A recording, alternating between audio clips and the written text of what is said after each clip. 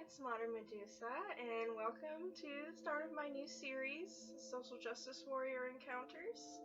I'm going to tell you about the first time that I encountered a feminist. I've already talked to you in a previous video about how I pretty much used to believe that women were unequal up until my junior year in high school. I believed that there was a pay gap that was due to sexism instead of choices. I believed that women had a lot of feelings and men just simply didn't. And the more that I learned about feminism, the more I realized how really toxic it is to women in general. Me and this girl, I'm going to call her Juicy because that's the closest to her name that I could possibly get. I was introduced to her by a mutual friend named Gordon. And she seemed really, really nice at the time. She was only 15. I think I was probably 17. And we really hit it off. We both liked Doctor Who. We both liked musicals and drama and theater, and we really enjoyed each other's company.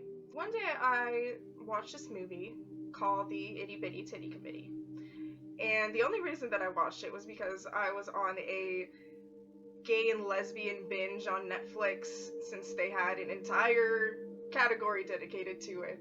So I decided I'm just gonna watch all of them and see which ones are the best. So it's actually not a bad movie if you can stand all the bullshit, just because there's some lesbian sex in it. So if you like lesbian sex, then you'll probably enjoy it, but other than that, it's really, really bad. So I showed her this movie. When I watched this movie, the feminist parts didn't really change my opinions in any way. They basically presented this movie as a group of women who thought women were oppressed, and I guess were fighting for it. I don't really know. They were like spray painting plastic surgery clinics and shit like that, like really, really lame shit. But the main story was about the lesbian love and shit. So I was like, well, that's what I'm watching it for. I might as well show it to her if I'm trying to get a little bit of that action. You know what I mean? So we started watching the movie, and I mean, she really didn't fucking say anything through it. We watched it, it was over, and we probably made out a little bit. I don't know. I don't really know what happened to her after she watched this movie, but she basically went full circle, like full on SJW in the matter of a week or so. And it was really strange to me, mostly because when I watched the movie, I just didn't get the feministy vibe. I didn't want to go out and scream girl power. It just kind of turned me on a little bit. I don't know, but and let me just say, this girl's family was so weird. Her little brother was basically raised as a girl, but as a sassy, bitchy, getting whatever she wants kind of girl. It was that one of those, excuse me, kind of kids. He was only maybe 11 years old, 12 maybe, but he acted like a diva, and I wanted to slap him into the ground. Her mother was a self-proclaimed lesbian, even though she was married, and a very, very butch feminist. So I could see where she gets it from. I realized that her whole family was actually really, really feministy, so I think I might have just triggered something that was already deep inside her. And don't get me wrong, this girl was so obsessed with me before I started denying feminism. She would draw me pictures, paint me things, call me when she was drunk, even though she was only 15, confessing her love to me, and then suddenly I'm a fucking asshole because I don't believe that I'm a feminist. So she basically just started being really feministy, and when we would disagree with her arguments, she would get really offended and, not really want to talk about it. So basically, when me and my friend Gordon, said we didn't want to be feminists, and we weren't feminists, both me and him ended up looking up, research about feminism and the pay gap, and, we realized together, well, women aren't actually oppressed, which is a reasonable thing to conclude when you actually do a little bit of research. But she saw that as us being men's rights activists. She basically started telling everyone in our drama group that Gordon was sexist. Not me, because, women can't be sexist, but they basically, outed him of the group, labeling him as a sexist because he wasn't a feminist, which I doubt most of the guys there would have said they were unless they were trying to get some pussy. So one day, the height of the entire interactions with her, basically, because she was homeschooled, we were in the audience while some people were rehearsing, and we went up to this girl who apparently had heard that, Gordon was a sexist. And so we went up to her, we were really nice, she was our friend, we basically explained to her, he's not sexist, we're just not feminists. And she told us that, oh yeah, I understand, it's just that feminism is a really, really big thing in my life, and that was about the time when we were loudly, rudely interrupted by the whale, Juicy, and her posse. Out of nowhere, in the middle of his sentence, she starts screaming, "Do you believe that women are people?" And obviously we said yes, even though we were kind of, caught off guard. And she screams, "Well then you are a feminist!" We were just like, okay. But Gordon, he responded pretty quickly. He said, okay, well, do you believe that men are people? And, her and a couple other little feminists were like, yes, of course, we believe men are people. And he says, well, then you're a men's rights activist. Immediate screaming shitstorm from this little fucking posse they have over here. No, that's not true. That's not how it works. That's literally what they said. That's not how it works. So by this time, the girl that we were trying to explain that we weren't sexist, she fucking booked it. Like, she disappeared. I'm pretty sure that she actually had a teleporter because she was fucking gone.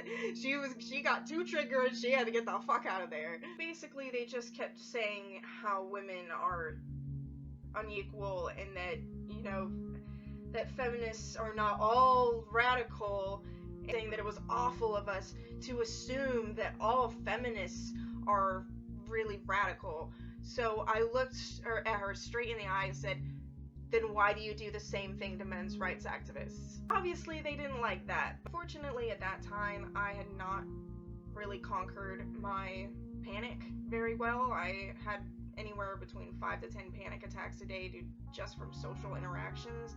So this amount of negativity had really started to, wear me down. And I could feel myself, almost about to snap because, I just couldn't believe that someone could be so ignorant and, while being so loud. And so I had to remove myself from the conversation because I felt really uncomfortable. And, I just sat down, just, calm myself down. I actually forget a lot of parts of the story because of how much I blocked it out of my mind because I don't enjoy panic. But I hope you enjoyed it. Basically, after that, literally every girl in the drama club, besides Gordon's foster sisters, were all rude to me and him. They would push us out of the way and say, "Excuse you." They would say rude things for no reason and just be fucking assholes the entire time. It basically ruined the entire experience of being in the drama club, even though doing Seussical was basically bad enough. She even tried to go around to other people saying, oh, humanism is really cool, you should look it up. Like she had anything to do with humanism. Then again, considering how humanism has been recently, I'm not very surprised.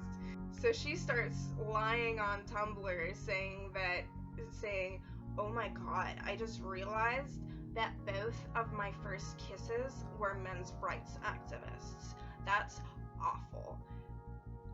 While Gordon was her first male kiss, I was not her first female kiss, and she admitted that to me. So I'm not really sure why she felt the need to lie. Then again, I'm sure she did it for attention. Basically, we just ignored her because, you know, why would we want to interact with someone that negative?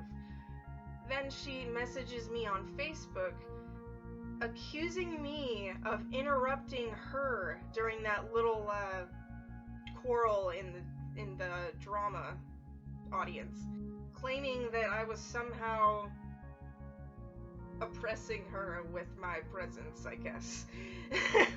Last I heard of her, she was posting half nudes on Tumblr, so yeah, if you're into chubby feminists, look out for that. I just think it's really, really sad how I watched feminism turn a young, decent woman into a horrible gutter snipe. And it's happening all the time. Every single girl that has turned to feminism since I've met them has really not been a nice person. And it's just strange to me how many non-feminists I know who are really, really nice, and how many feminists I know who are basically just bitches. And I know, not all feminists, but I mean, when most of the people that everyone meets is an asshole due to an ideology, like, you don't think maybe that's some kind of influence? Maybe? Homophobia is pretty characteristic of many radical religions, and sexism is kind of... I became a lot happier when I was not buying into all the pro-women bullshit that I've been taught all my life, and as well as Christianity. Once you remove ideologies with obvious biases from your life, it becomes a lot easier. So I really wanted to involve my audience with this. I'd love to start doing more videos about feminists that I've encountered, but I'd also like to include your stories about the first feminists you've encountered, the first Black Lives Matter activists. It doesn't really matter. I'm also going to start a series called Religious Encounters, where I encounter random religious fanatics, and I'd love to hear your stories about those too. Go ahead and follow me on Twitter at VanessaWCheese. I'm on Facebook. My art page is Vanessa's Custom Art, and my YouTube page is Medusa. Give me a subscribe and a like and a comment, and I will love you forever. And I am wearing a shirt that I drew and made myself. It's called Zombies vs. Unicorns. I kind of fucked up because I didn't realize that this was such a low-cut shirt, so if you get a shirt, it will be up higher. Those are available on my Facebook page, Vanessa's Custom Art. I can make pretty much any kind of t-shirt with my art on it. I would like to eventually start my own shop online. Then I could get more customers and more money, and then I can make more videos, and then you guys will be happy. Also, if you guys didn't see my 100 subscriber celebration stream, I am going to start doing more art and music on my channel as soon as I have more time. I'd really like to quit my waitress job so that I can focus on my art and my school, but it's going to take a lot of support to be able to do that, so I really appreciate you guys. I'm almost at 200 subscribers already. I don't know what I'm gonna do for that, but yeah, thank you guys, and I will see you in the next video.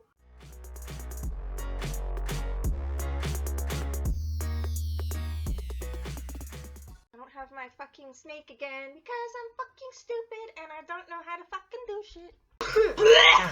shit.